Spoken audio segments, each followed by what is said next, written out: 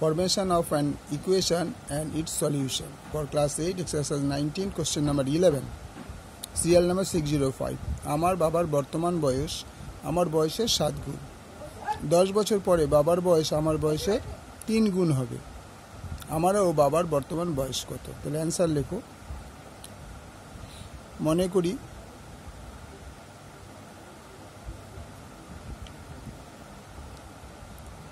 আমার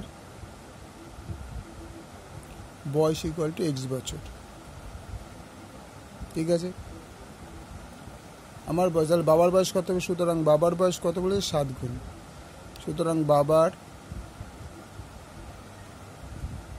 বয়স equal to 7x বছর।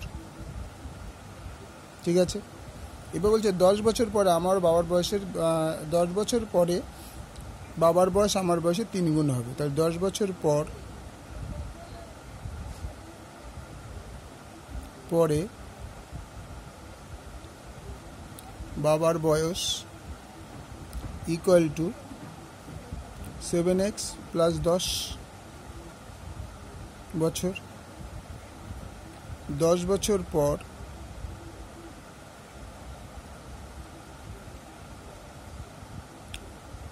আমার বয়স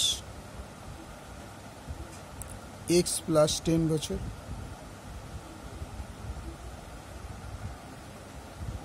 10 বছর। এবার কি বলেছে না, 10 বছর পরে আমার বয়স, বাবার বয়স আমার বয়সের 3 গুণ হবে। তাহলে প্রশ্ন অনুসারে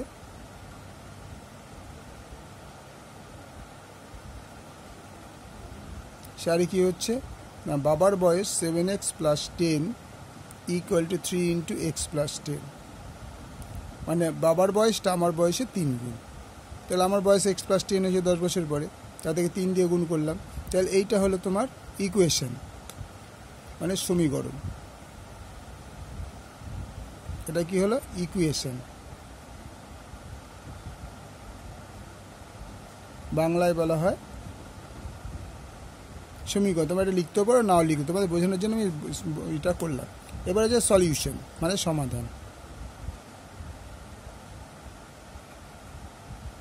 মানে হচ্ছে সমাধান। ঠিক আছে, অঙ্কটা টুকে নিই।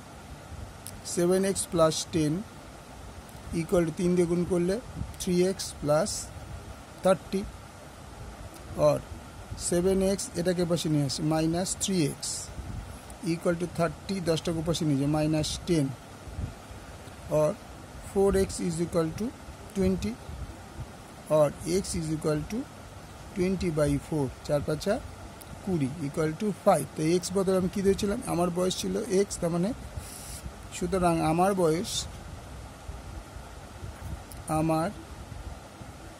বয়স ইকুয়াল টু 5 বছর। 5 বছর।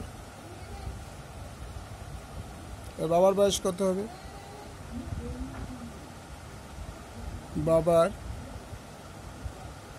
বয়স equal to 7x equal to 7 into 5 equal to 35 বছর।